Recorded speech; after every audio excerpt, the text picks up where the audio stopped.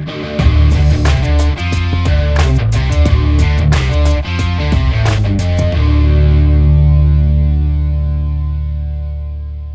and welcome to Old Man Energy. I'm your host, Flint Anderson, and this is the OME Accelerator edition of the Old Man Energy.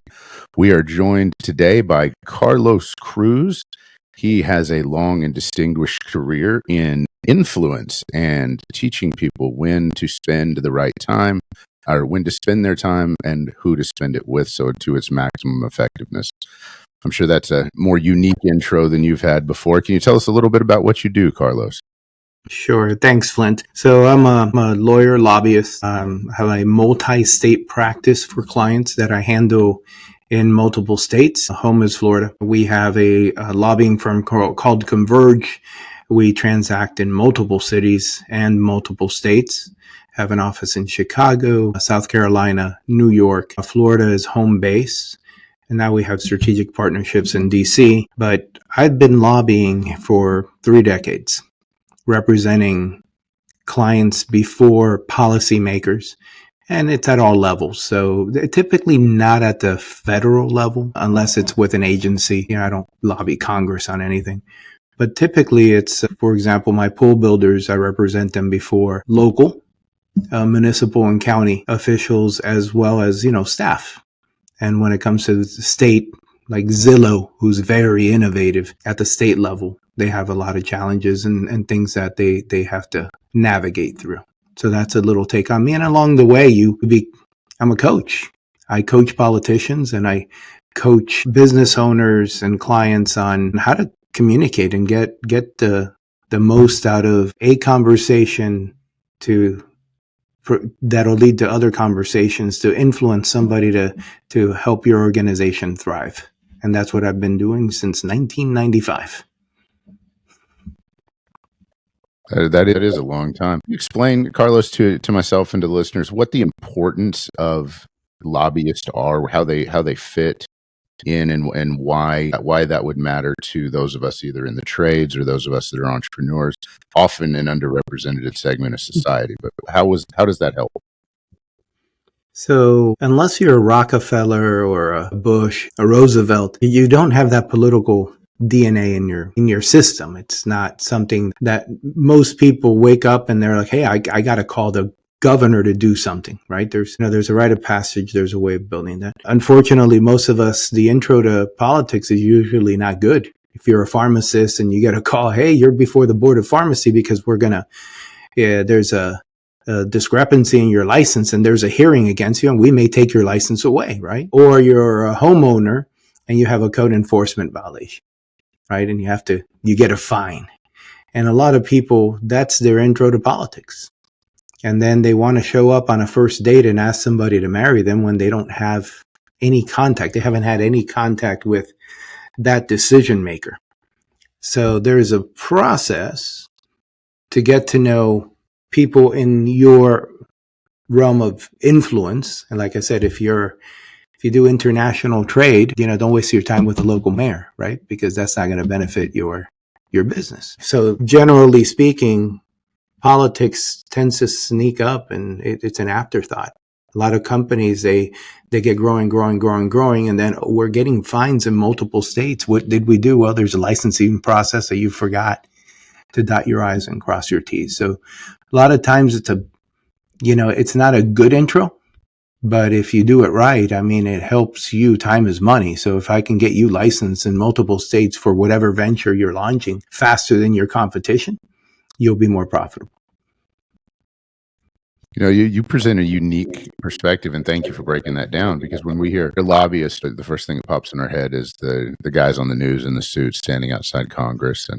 But also you describe several things as introduction to government, which are absolutely correct, or politics, not government politics. But we don't think of them that. We don't think of the fine that we would get from either noncompliance or the building code or what have you as an introduction to politics, but it makes complete sense that is actually an introduction to politics, and not a great one. So thank you for clarifying that. I appreciate that. You said something both off camera and a minute ago I would want to ask you about. I'd like you to expand on. You were talking about off camera, you were talking about if you are in the Pool Builder Association, it doesn't really matter if you lobby the governor or not. You need to focus on the local people and the local politicians. And then you said if you run an international company or a national company, you want to focus on the larger, more macro level politicians. How do you help folks ascertain where they should spend their time? Because you did say you're a consultant and a coach as well. But how do you help them derive that difference between where they should spend their time and how they should spend it?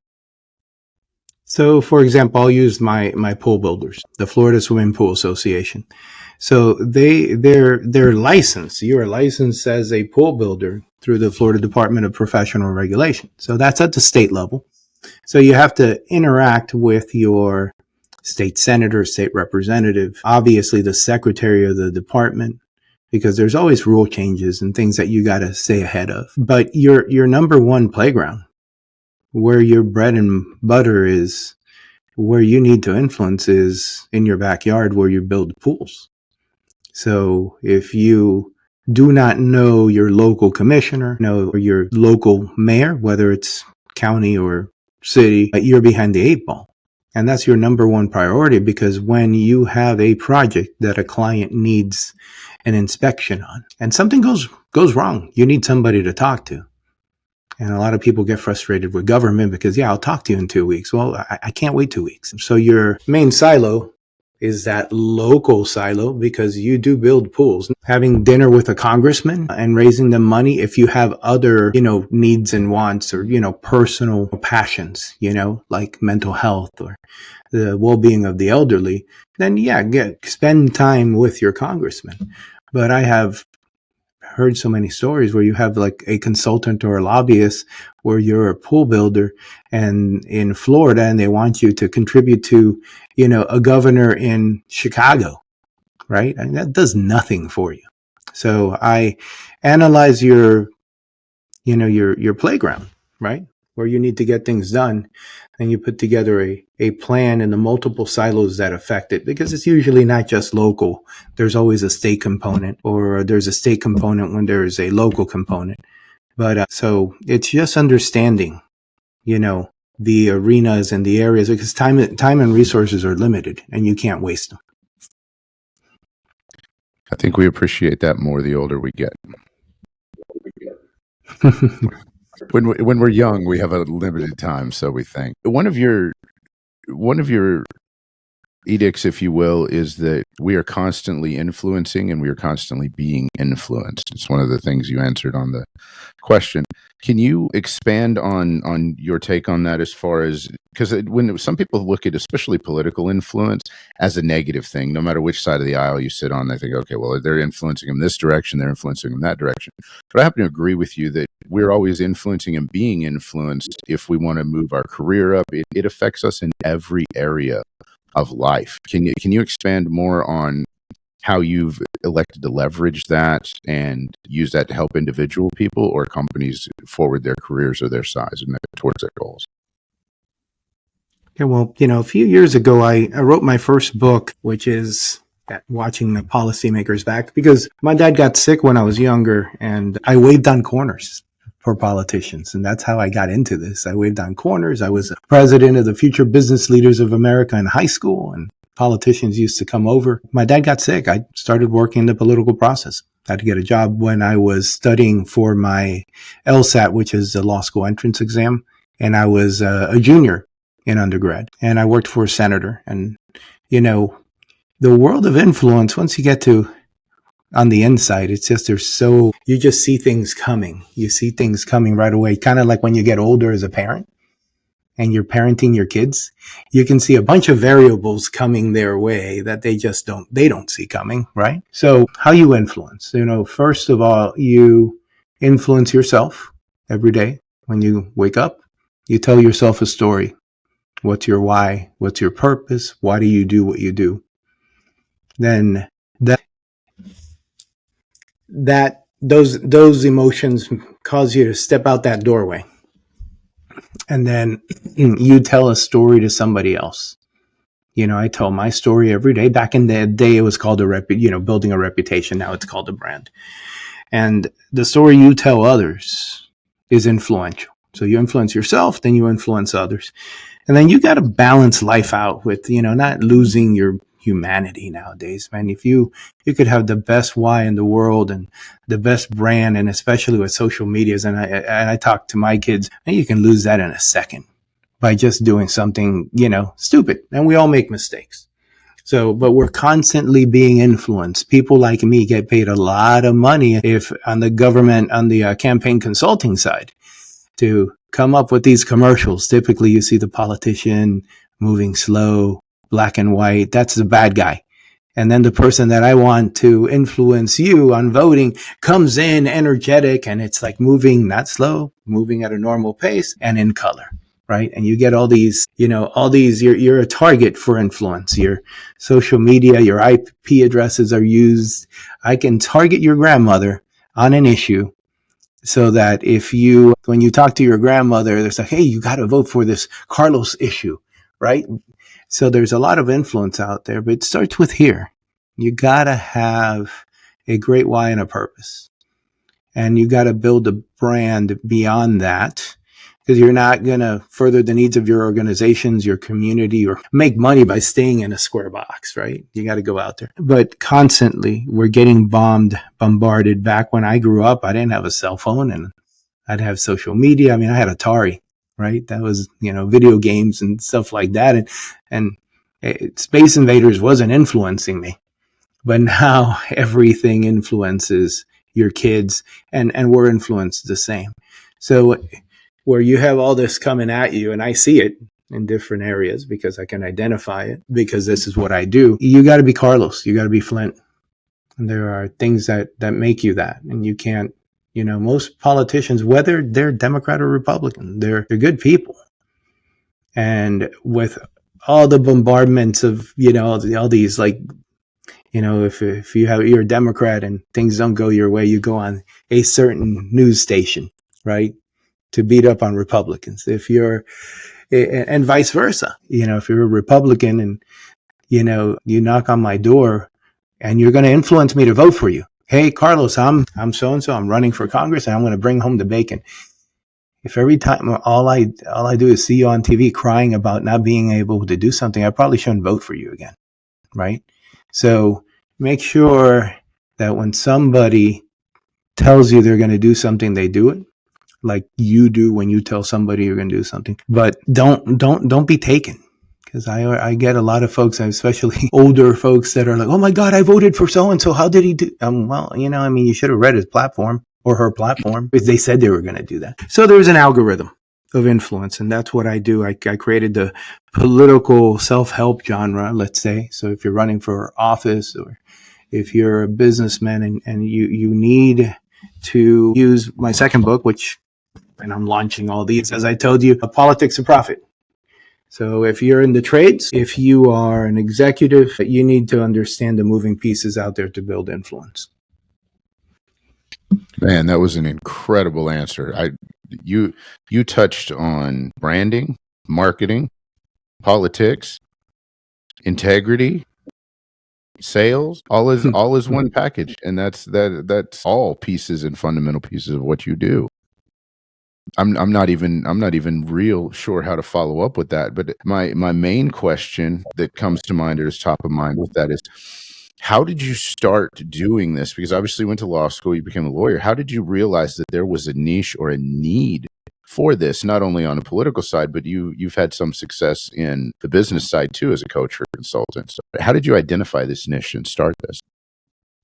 Like I said, I started waving on corners. My parents didn't know anybody. My family lost everything in Cuba. My dad, when Che Guevara and his men came to take his little brick factory, he ended up a citizen of Spain because he jumped over the Spanish embassy wall in Cuba. And so I could have been born a Spaniard, but my mom came over on a freedom flight. And I'll use Ferris Bueller, if you've seen Ferris Bueller's Day Off. Some people just naturally have an ability to bond with others. And I think a big part of that is your ability to listen, right? Because, you hear people say, oh, wow, that Carlos guy, he feels me. You just build immediate influence with somebody when you just take the time to listen. And my dad had that trait. He was sick most of my life. He had heart issues. He died 2 weeks before I graduated from law school. But he just had that, and I was able to develop this, this feel for other folks. And I think martial arts, which we spoke about earlier, was a big part of that, because when you're young, I started when I was 4 years old. And back then you didn't get a black belt when you were 6, right? I had to wait to 18 to get a black belt, and competed nationally and internationally. But you learn to read people's mannerisms, body language. You react faster, and you can anticipate sometimes how people are going to react depending on what you do. And that was very helpful. So, it's something that became very natural to me. But when I coach and teach people, hey, some of it is rough, because they don't want to talk to other people when they go by and say, they walk by them in the street and they don't say hello. I naturally do that. When I'm in line at the grocery store, I talk to people. So there's an algorithm that I came up with when I started in the world of politics, because I knew this through karate, and I just had this natural God-given gift.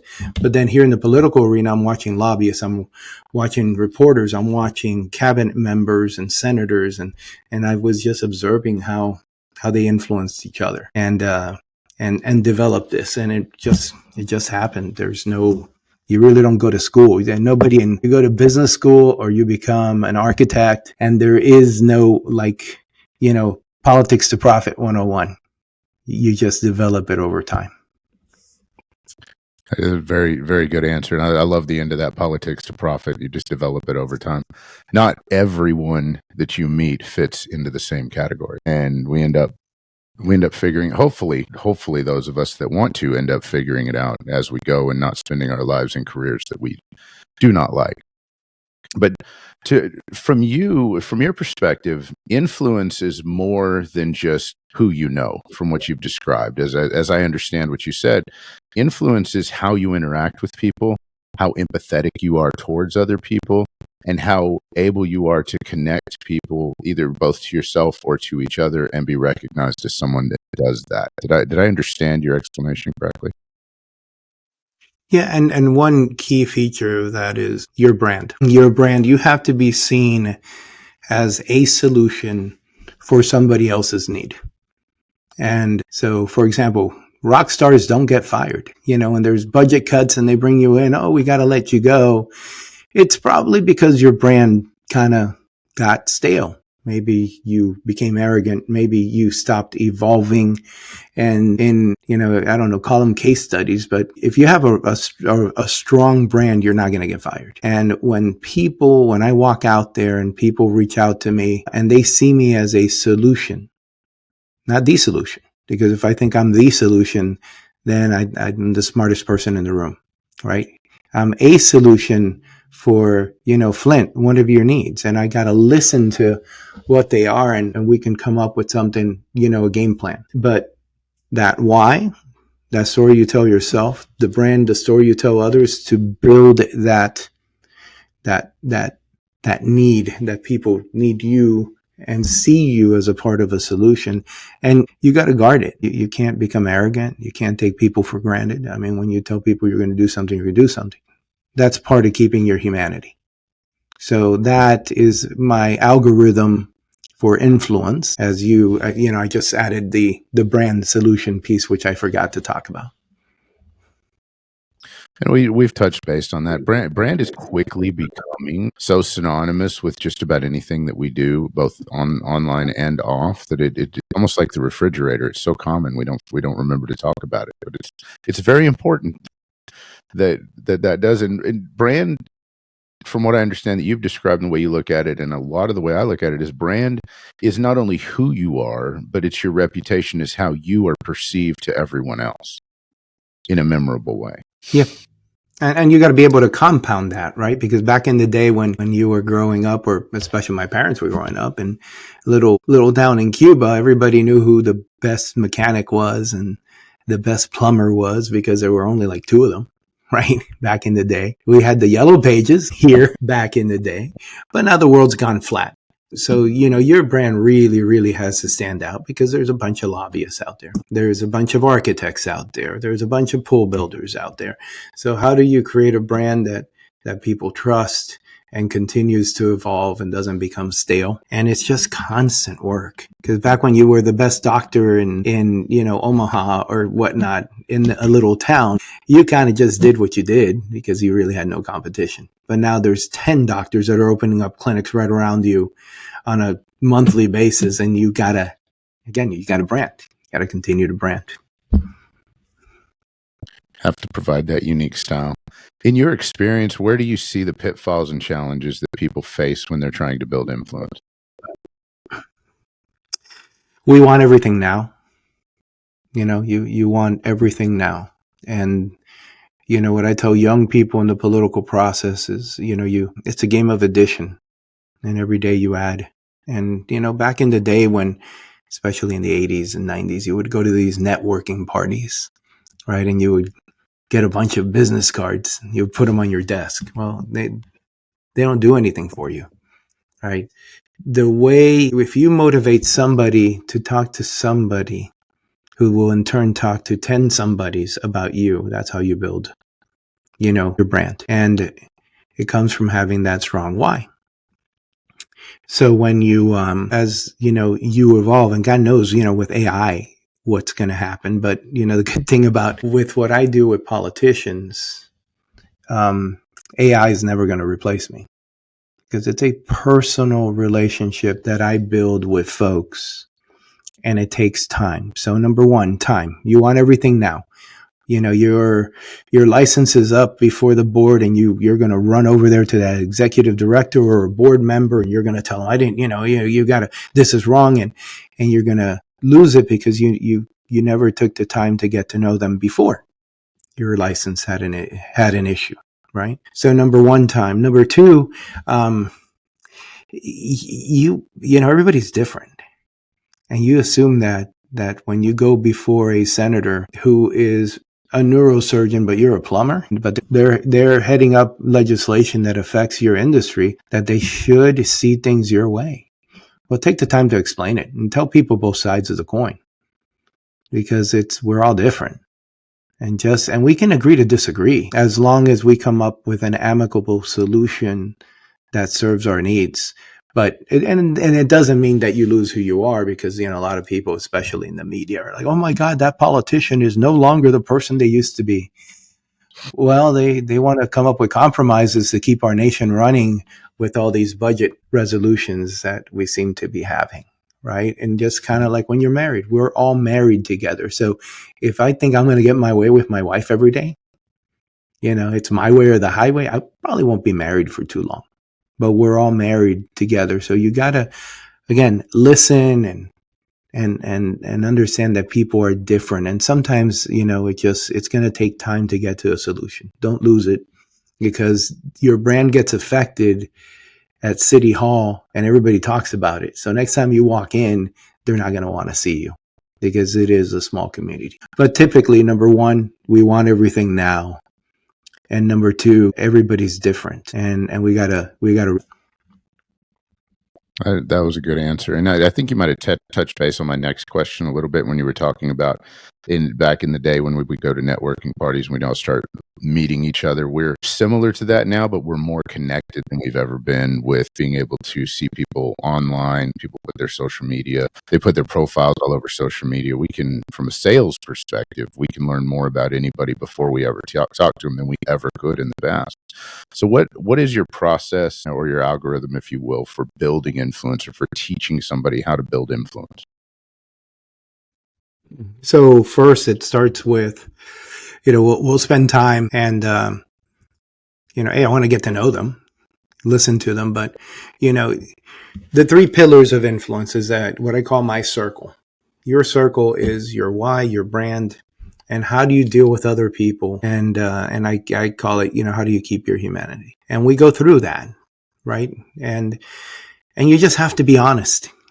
I've made mistakes in the past, and this is why that happened. This is how that happened. And once you start filling in the gaps for them, it's like, oh yeah, you lost it with that code enforcement with that inspector because of X, right? You can't do that again. And now, you're in a pickle because you're facing a fine before the county commission. And so it's a series of habits. When I get new CEOs, especially hospital CEOs that get to a new area, we come up with a list of people that they absolutely must get to know. If you run a hospital, you better get to know your sheriff, because when they bring people to your ER, there are going to be issues there, especially on the mental health side if they're Baker acted. So, you get to know your sheriff, get to know your local mayor, and get to know, some of the top pillars of the community, so that when as you build influence for your hospital, now you're the new CEO and you're going to have a gala. And if Pitbull lives in your backyard, you want to try to get Pitbull there, right? That's a very elementary example, but you want to try to get those pillars, those people that make that community move, get there to continue to build and solidify your brand. So I get together with you. I listen. We put together a plan, typically in 6-month increments, where you have targets that you need to get to know, and you actually sit down with them. You got to sit down with them. And then there's a follow-up, because I can't just go to you, Flint, if you're Mayor Flint, when I need something. If I read about your daughter that got into, my alma mater, Florida State, hey, let me send the Mayor Flint a note, and so I'm constantly influencing you, and you're going, wow, Carlos Cruz, man, he sent me a note. That's really cool. A lot of people don't. They only call me when they need me. And that's a series of habits. Influence is a continual influencing series of habits that you have to and surround people with. For example, in high school, if there's that pretty girl right by your locker, right? And you want to get to know her, what do? You get to know her brother if he's in school, her best friend. You get to know her parents, and you surround her with influence so that everybody says, hey, you should really date that Carlos guy, right? So that series of habits creates, the ability to surround someone with influence that will help you move your organization forward, or your cause. I mean, politics to profit. I mean, I know a lot of people that have causes. They don't need money. Dan Marino certainly didn't need to do anything for autistic kids, but his son was autistic, and he was in Tallahassee every session working on autism and whatnot. So that series of habits will empower you to influence others to pass legislation or approve your CO for your pool or for your home faster than the other folks.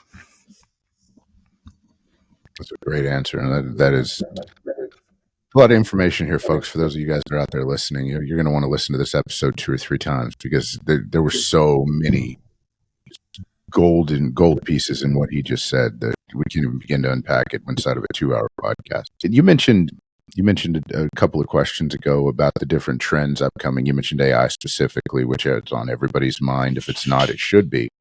But how do you keep your clients and yourself ahead of the new trends in not only the industries, but just in politics and in the environment in general?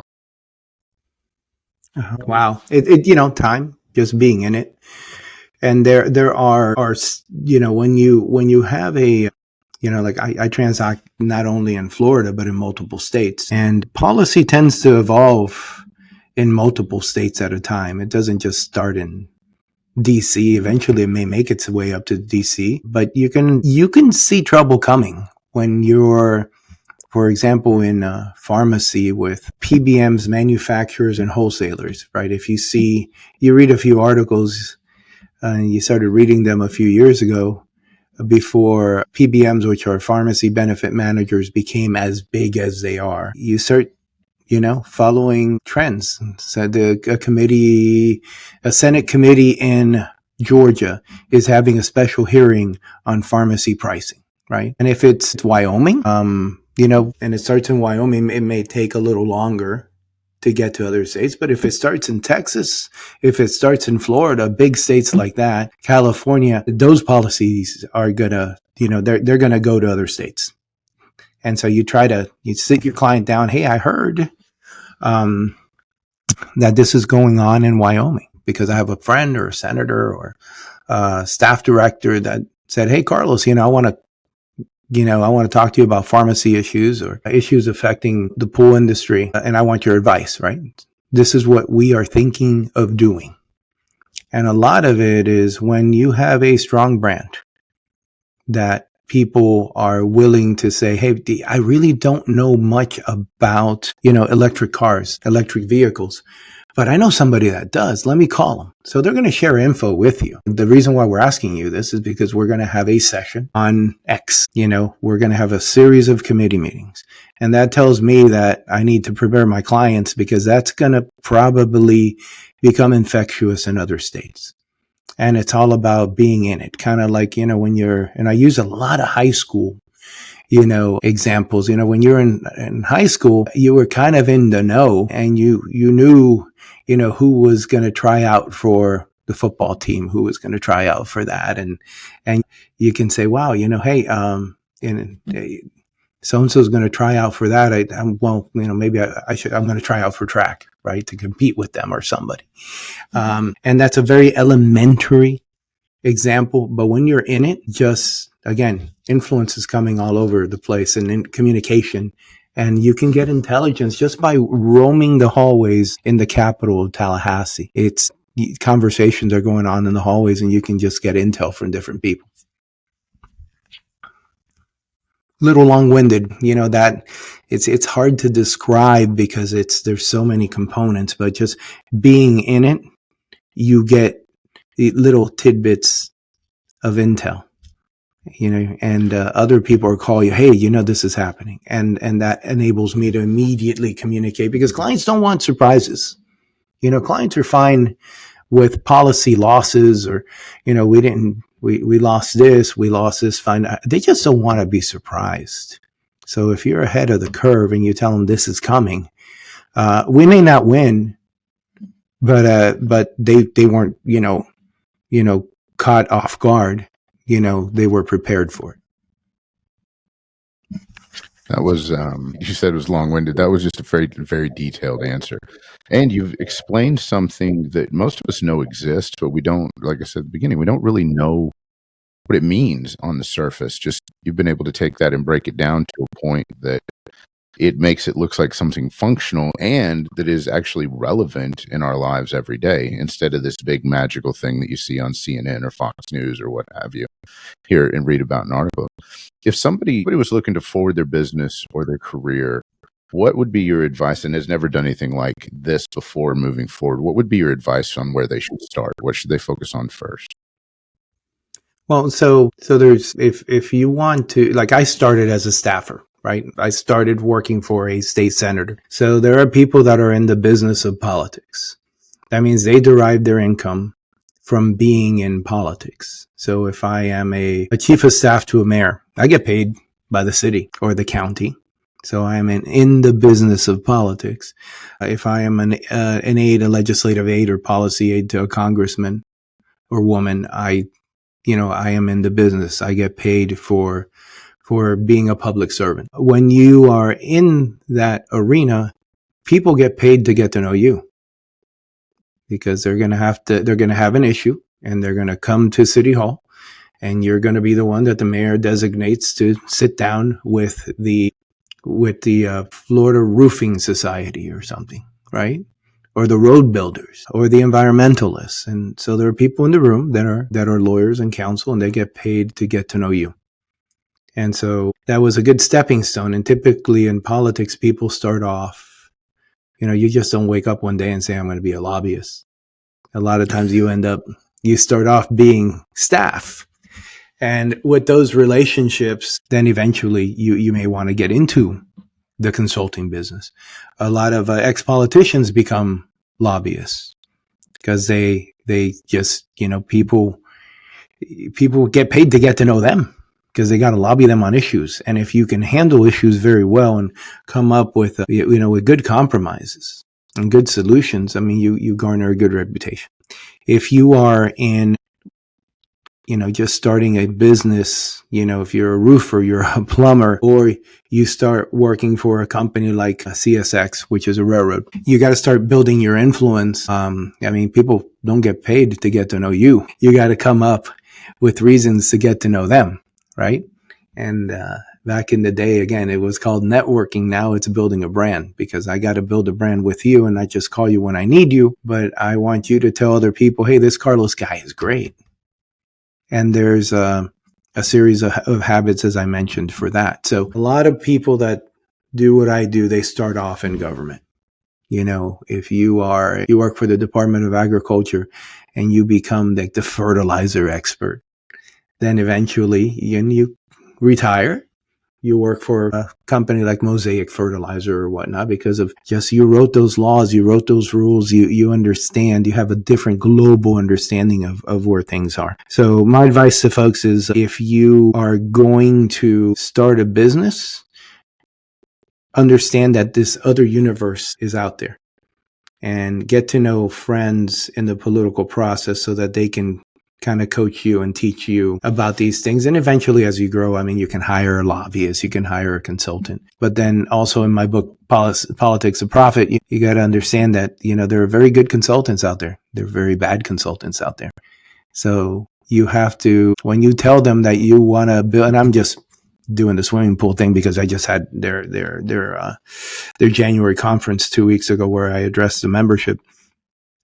If you're going to build pools, make sure that the consultant that you have, the lobbyist that you have, is focused in on, issues that are affecting your manufacturers for pool equipment, that they're at these annual, the building code meetings with all the building inspectors, so that they're building influence on your end. There's a series of checks and balances, but if you don't know what to check for, you can't balance anything. So that's why in the Politics of Profit, I talk about you as a businessman, or business owner, businesswoman, you need a little understanding so that you can get the best, bang for your buck.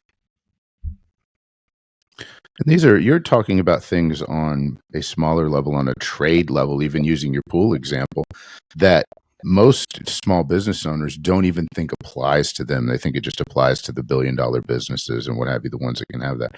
But it really is a smaller, or not a smaller, but a more local version of what goes on a federal level, which is more advertised, to help succeed and help yourself succeed, which gives you a reason to stay involved in local government, local politics.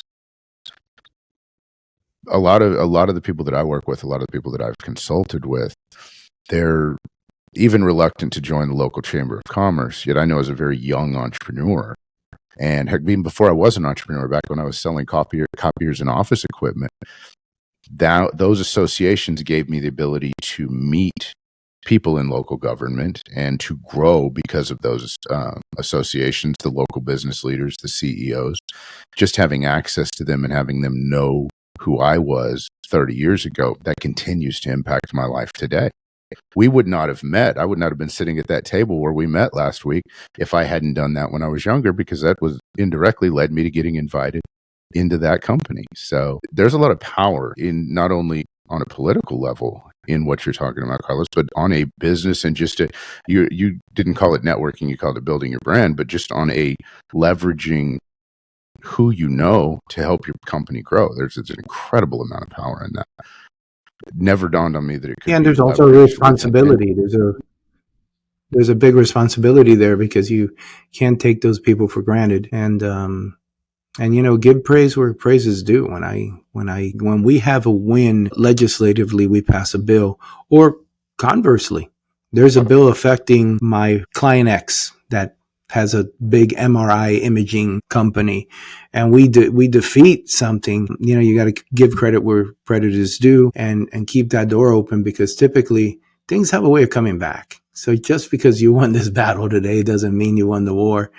And you got to be very humble, and always, even if you disagree with people, just thank the other side. Now, some people are crazy, okay? And like I said, there are some people that they got blinders on, and you can't talk to. right? But most people aren't like that. And we have multiple issues going into this session where I have very, very good friends on the other side who also have some interesting people on the other side, right? Because you create these coalitions when you're fighting policy or you're trying to pass policy. And you just gotta not lose it and kick back and try to influence them just like they're trying to influence you. But at the end of the day, if we disagree, let's go have a beer.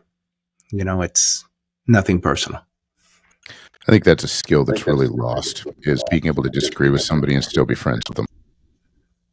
It used to be that was okay, but now we seem like we have to hate somebody because we disagree with them, and it's just not true. Yeah, that civility needs to come back, because it wasn't. I grew up, and Florida is still, to an extent, Democrats and Republicans at the state level.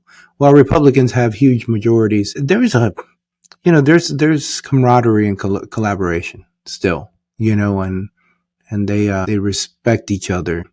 You don't have as much drama. Like my friend now, Congressman Jared Moskowitz, who is a Democrat, amazing member. He was in the state legislature, and he was the representative from Parkland. And that horrific event happened. And I remember, the world stopped, and the Republican speaker, Jose Oliva from Miami, told him, "Hey man, you're running the bill. I mean, we're going to follow your lead because it happened in your backyard, and we respect that." So you can respect somebody and you can like somebody without agreeing with them. Yep. People. Yeah, no, and it's and hopefully, everybody's excited about the inaugural this week, and I hope we see more of that in DC, where people can actually talk to one another and create less drama. Because, and I'll give you an example. Again, we're all married. So when you're a Democrat in Congress sitting next to a Republican, I mean, you're both in the same chamber. You're both going to take votes, and you're both going to disagree. When I'm in the household with my wife, if I disagree with her and I run to my local TV station and demonize her, right? I don't know if our relationship's going to survive, because we're going to wake up in the same house, drive out of the same driveway and come back to the same driveway and go back to the same house. Well, just like in Congress, I mean, you wake up in the same city, you're in the same chamber. If you're congressman, a representative, you're in a chamber with other congressmen, or if you're a senator, you're in the chamber with other senators. So you're going to come back after demonizing each other in the media and try to have a conversation. It's not going to work. I'm optimistic, man. I hope, because the public is just tired. They're tired of both parties. They're tired of drama, and people just truly want solutions. And I think there's a lot of hope out there that people are trying to hold on to. So, and remember, you respect the office. I respect the office of the president, no matter who's in there. And you want that person to succeed, no matter who or what party or what gender. I mean, it's, as Americans, and one of the things that I've started doing and I'm going to do more of is, like I was born and raised here, and I'm a Cuban American. Well, now I tell people I'm an American of Cuban descent. And I think if you're an African American, maybe you should start telling people I'm an American of African descent. If you're Jewish, I'm an American of Jewish faith. Muslim, I mean, so, if we program our minds to just listen to we're Americans first, I think that may be helpful in the long run, because we're really all Americans here. And whether you're Jewish or Muslim or Hindu, it doesn't matter. You're all Americans. You're all neighbors. And if, God forbid, you're walking down the street, and, we don't say hello to anybody anymore. You notice that? Like, you're walking down the street, there's a person that's coming, and you don't wave hi. You don't, do things. In Jacksonville, Northeast Florida, where we live, we still have some of that. But I tell people that I coach, I'm like, no, you're saying hello. You're talking to everybody, because we just got to get back to that civility. Let's make it a point to be Americans first and keep our differences. And I talked about on another episode of the podcast where patriotic used to be, okay, we can fight internally and argue all we want, but you pick on us, you're going to be fighting both of us. because we're going to stand side by side and move forward together. Because fundamentally, it's kind of like your brothers and your sisters. Like, I can pick on them, but don't you pick on them, because now you picked on all of us. If we could get back to that, and I think you can probably remember when you were younger, that's the way things used to be.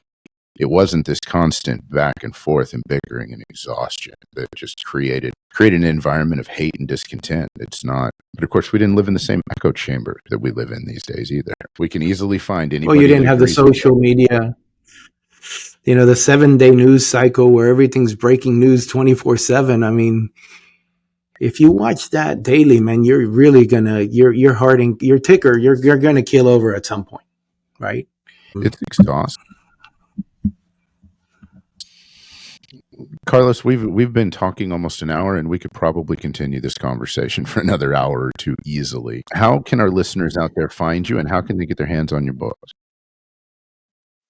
Well, I'm on Amazon. So if you go to Amazon and you do Carlos M. Cruz, it'll pull up Politics to Profit. And this is the book for, if you're in business, whether you're blue collar or, you're an IBM executive, it's just basic strategies to help you understand influence and influence others instead of just being influenced.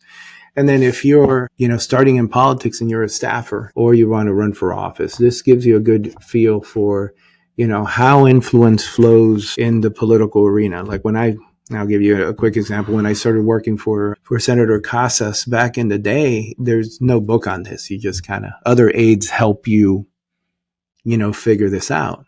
And my book is, I just needed something that it's not just about filing a bill or keeping the senator's calendar. It's about, not pissing off the spouse.